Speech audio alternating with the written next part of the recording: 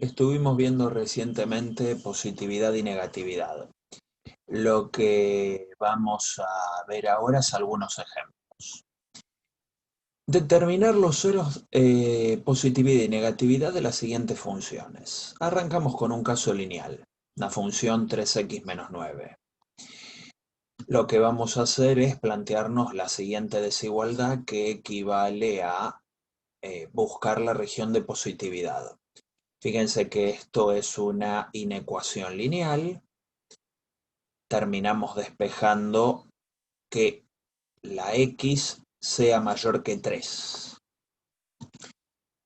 De la misma forma, cuando igualamos a 0 con el propósito de buscar los ceros, encontramos que solamente se anula cuando x es 3, es una función lineal, tiene una sola raíz, y va a ser negativa cuando x sea menor a 3. Por lo tanto, las regiones de positividad son 3 más infinito, la semirrecta 3 más infinito, la de negatividad desde menos infinito hasta 3, y el único lugar donde se anula es en 0.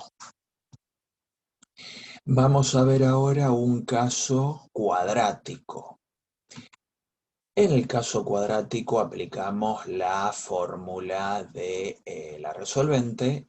Encontramos que esa cuadrática tiene como raíces menos 4 y 7. Y como su nombre lo indica, son raíces, son los lugares donde la función se anula. Los ceros de la función son 2, menos 4 y 7. Después vamos a ver que a la cuadrática la podemos escribir así. Y es fácil observar que, bueno, la función va a ser positiva cuando ambos factores sean positivos, lo que equivale a decir que x sea mayor que 7. Si pido que ambos factores sean positivos, esa condición se cumple siempre que x sea mayor que 7. También vale la positividad de la función cuando ambos factores sean negativos, lo cual se cumple cuando x sea menor que menos 4. De tal manera encontramos que la región de positividad va desde menos infinito hasta menos 4, por lo que obtuvimos acá, y otra parte de la misma región va de 7 a más infinito, correspondiente a pedir que ambos factores sean positivos. Como se trata de una función cuadrática cuyo dominio son todos los reales, y teniendo en cuenta que el dominio es la región de positividad, unión la de la negatividad, unión los ceros los tenemos, eran menos 4 y 7, la región de positividad la acabamos de calcular, lo único que queda es la región de negatividad, que es lo que quedaba del dominio. Y acá lo que tenemos es lo que se llama una función homográfica. Luego vamos a estudiar estas funciones. El dominio de este tipo de funciones, como vemos acá un cociente de funciones lineales, son todos los reales menos el 6. Buscarle los ceros equivale a buscarle los ceros al numerador, dado que acá el denominador no influye a los efectos de que la función se anule. El numerador se anula en menos 2, así que el único cero que tiene esta función homográfica, cociente de lineales, es el menos 2. Nosotros ahí apreciamos un gráfico de esta función, podemos ver que en menos 2, que lo tenemos por acá, la función cambia de signo. El gráfico lo he efectuado en el programa GeoGebra. Podemos ver que las partes que están encima del eje X son esta rama y esta parte de acá, donde se evidencia la positividad de la función, mientras que solo es negativa entre menos 2 y 6, valor que no pertenecía al dominio. El gráfico que se ve acá es lo que se llama una hipérbola, el gráfico típico de las funciones homográficas. Acá se puede ver con las cuentas, se confirma lo que se observa en el gráfico. Pedir que un cociente sea positivo equivale a pedir que numerador y denominador sean positivos, ambos o ambos negativos. De esas condiciones y haciendo cálculos similares a los que vimos en el ejercicio anterior de la cuadrática, obtenemos que numerador y denominador son positivos siempre que x sea mayor estricto que 6, lo que se ve en este sector, o bien serán ambos negativos cuando x sea más chico que -2, lo que se ve en esta sección que estoy marcando acá. La parte que queda es la que está entre -2 y 6, que es la región de negatividad. Si esta sale por descarte.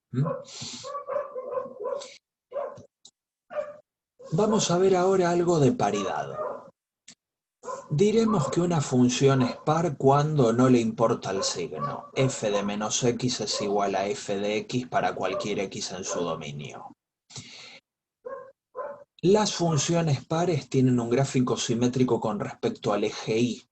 Algunas funciones pares conocidas son el coseno, x elevado a un índice par, módulo de x, mientras que las funciones impares son aquellas que sacan el signo para afuera, dicho entre comillas, como que lo sacan de la fórmula. Estas funciones son el seno de x elevado a una potencia impar, o mejor dicho, la raíz impar de x.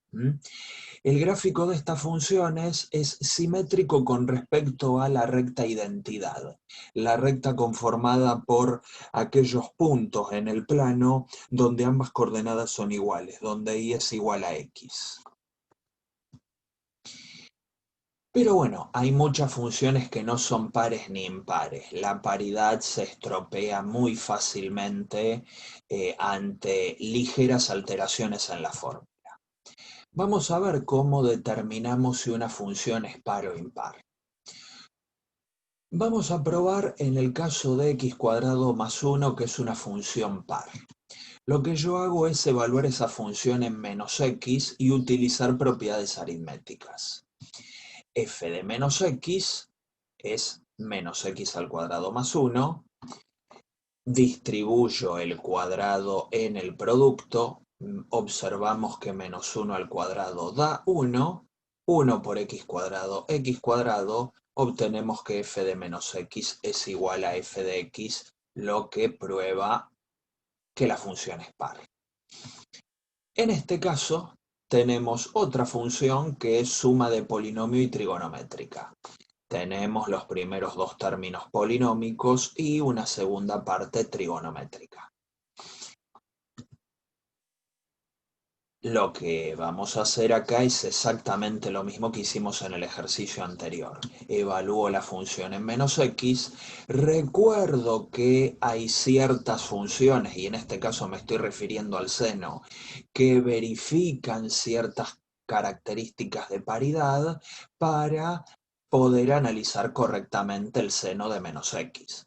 Como dije antes, el seno es una función impar. Por eso sale este signo acá para afuera. Bueno, hago exactamente lo mismo que en el ejercicio anterior. Distribuyo, en este caso, la potencia cúbica en el producto. Tengo que menos 1 al cubo es menos 1, de ahí el menos 6 por menos x menos 6x, y el seno saca el menos para afuera, lo cual le cambia el signo a esto. Como todos los términos cambiaron de signo, lo que se observa es que esta función es impar. Vamos a otro ejemplo, la función tangente. Hago exactamente lo mismo, evalúo f en menos x, la función tangente es el cociente entre el seno y el coseno. El seno saca el menos para afuera, mientras el coseno no le importa el signo porque es una función par, y se obtiene menos la tangente de x. Eso indica que f de menos x es menos f de x. que según lo que vimos es la definición de función impar.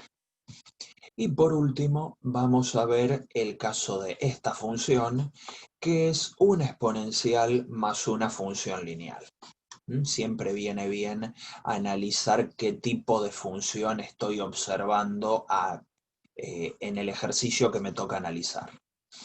Nuevamente evalúo f en menos x y como se puede ver, a diferencia de los casos anteriores, ya en la parte exponencial se observa una dificultad para poder escribir esto como 3 por e a la x o menos 3e a la x. No solo una dificultad, una imposibilidad. Lo mismo ocurre con los términos siguientes. El menos 5 no cambia de signo, esa parte se parece a f de x, pero ya este segundo término se parece a menos f de x. Y el primer término exponencial no se parece ni a f de x ni a menos f de x. No se parece a ninguna de las dos. F no es par ni impar.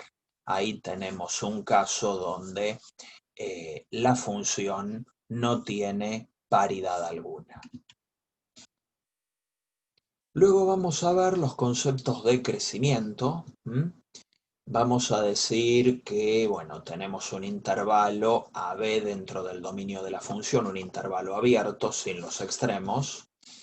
Vamos a decir que la función es creciente si para todo par de elementos en el intervalo donde x1 es más chico que x2, f de x1 es menor o igual a f de x2.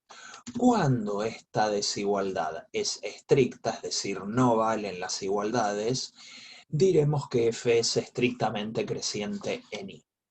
¿Cómo se observa que una función es creciente gráficamente? Bueno, el gráfico de la función crece de izquierda a derecha, se va para arriba.